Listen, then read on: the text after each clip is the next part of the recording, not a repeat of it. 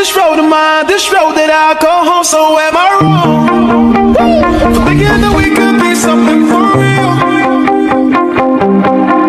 No, am I wrong for trying to reach the things that I can't see? But that's just how I feel. That's just how I feel. Continuation ng ating hanap tayo ng baso ko. Wala na naman yung aking baso din.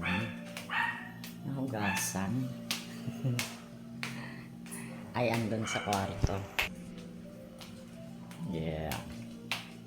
So sa 17 or 18 lalakad naman kami ni mama. Kasi tuwing guys, each month lumalakad talaga kami para dun sa pension ni mother. Binibigyan niya bawat anak niya ng tinatanggap niya na pension. Yan, kuha tayo ng tubig na malamig. Yan tayo, nakalimutan ko uminom ng aking gamot sa goiter. Ay, goiter na. Gamot sa goiter. Ano ba yan? Gamot sa high blood ito. Pero small dose lang ako.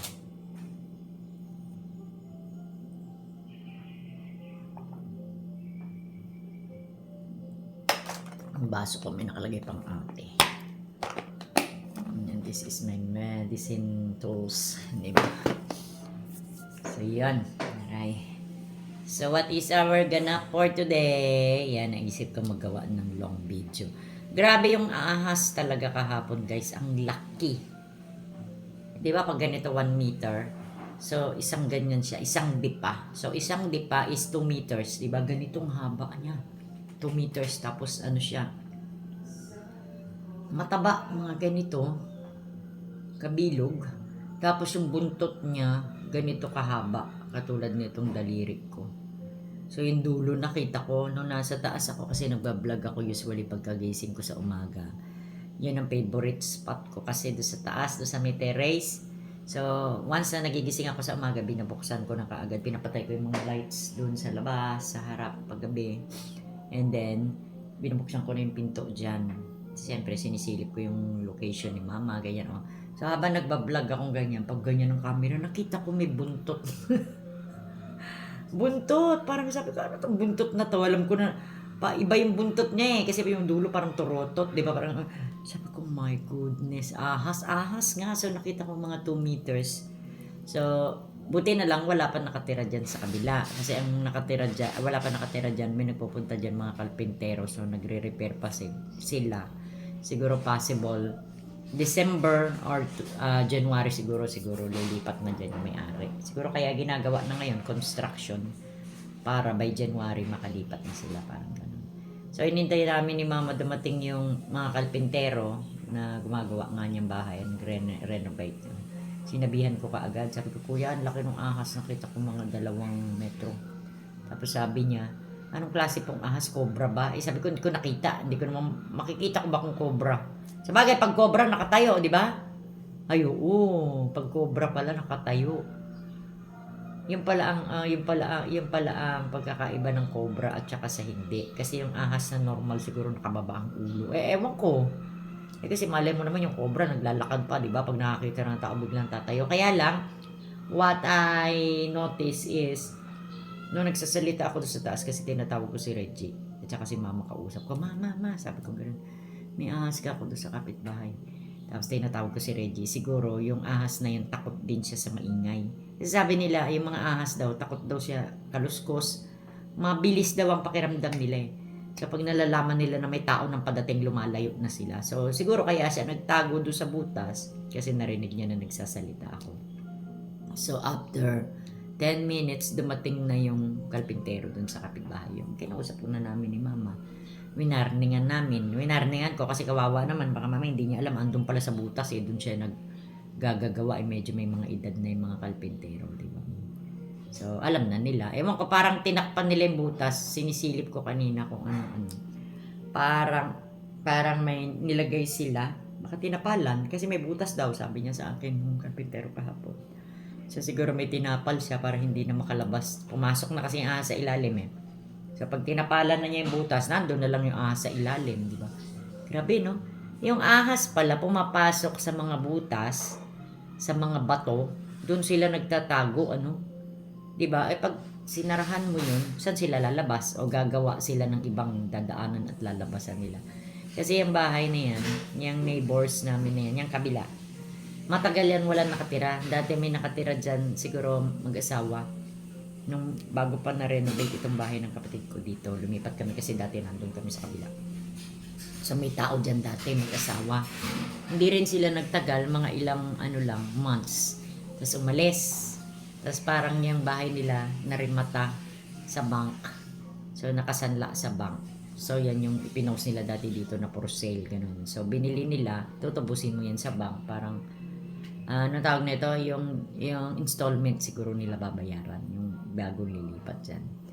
So yun, grabe as in, ang laki talaga ng ahas. So hindi talaga ako nakamove. Hanggang kagabi, iniisip ko pa yung, imagine ko yung ahas kagabi. Alright, so yun. So far, today is 15th, parang 15th of November, siguro 3 to 4 days from now, lalakad kami ni Mama. Punta kami sa town, tatawagin namin si Manong Roger. Yan, nag-iisip nga ako kung dadaling ko yung laptop ko para ipagawa or bibili ako ng bago, hindi ko alam. Hindi ko alam kung mapapagawa pa ba yan. Kasi gagamitin ko lang naman yan pang edit. Diba? Yung pang edit lang kung okay ba yan. Ewan ko. Diba? So, ibibilhan ko siya ng, ano ba yan tawag nun? Charger. Kasi wala na yan siyang charger eh. Hindi ko lang alam kung kaya pa nila yung gawin. Kasi wala na siyang charger. Diba? So, bibili tayo ng charger. Titignan natin kung kaya pa nila yung ayusin. Kasi ano yun eh, touchscreen. Kaya lang naman ako nagpaplano na bumili ng laptop is because gusto kong mag-edit. Kasi di ba vlogger na tayo. So dahil lang yun sa edit, pero I'm not very well in typing kasi. So mas prefer ko talaga gumamit na lang ng phone. Sabagay, pag ginagamit naman talaga natin is phone. Diba? Kaya lang pag editing, kailangan daw laptop kasi mas madali daw mag-edit. Bakit lumalabas na yung ugat ko dito? Yes, so that is my ganap for today. So in 3 days to 4 days from now, lalabas tayo. So makikita na naman ninyo ang town ng Cagayan de Oro. You can see Kelly there. So thank you guys. Thank you sa mga subscribers natin, sa mga viewers natin. See you later. Magla-live tayo later. Bye-bye. Thank you.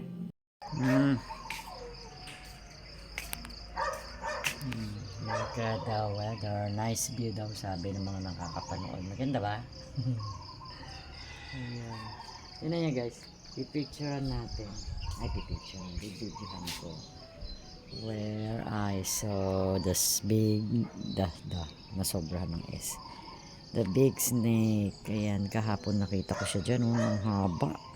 Tapos pumasok siya dun sa Pumasok siya doon sa butas. Pero parang sinimento na nila. Ewan ko kung anong ginawa. Oh, diba? Oh.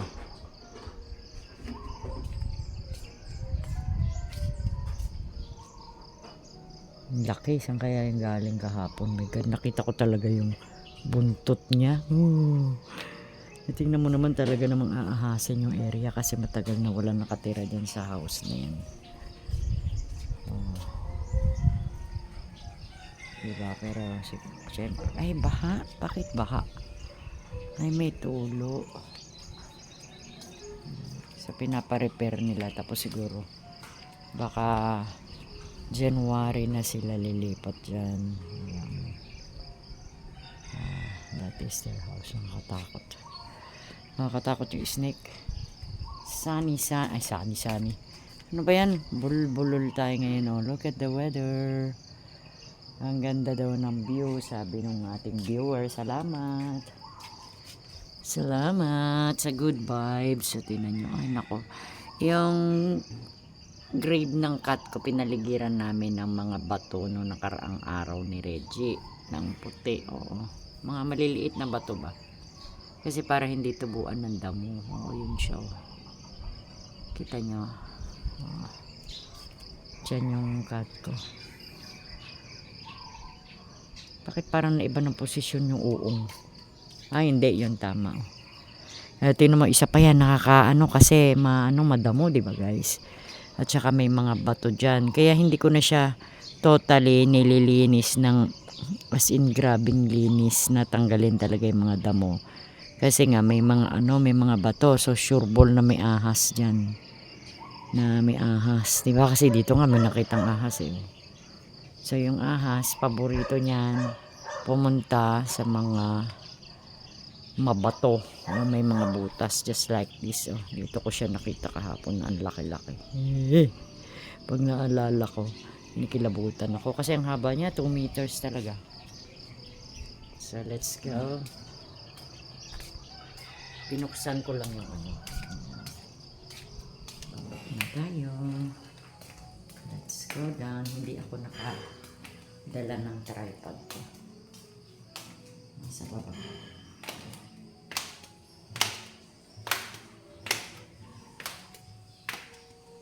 Namoy ko na yung sinunod na Reggie.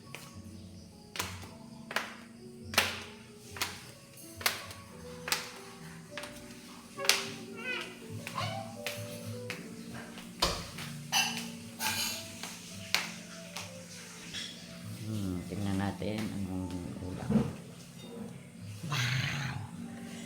Look at that! Timpla tayo ng coffee. Maghihintay natin sinain.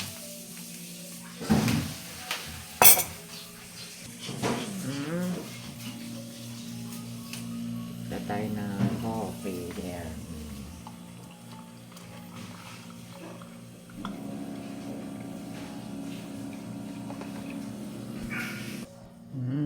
Sarap ang kanin na mainit, diba?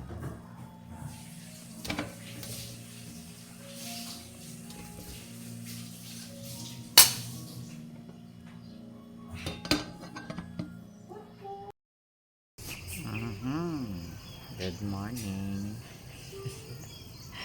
Diyan ko nakita yung snake kahapon, doon sa kapitbahay. Yeah, I saw a big snake doon, tapos pumasok. Pero parang tinakpan na nila yung butas. Parang tinakpan na nung... Kasi yung bahay na yan nire-repair. Siguro titira na dyan yung may-ari. Ang laki nung ahas, mga 2 meters. Yeah. Mga 2 meters. Good morning. Blessed morning. And look at the weather.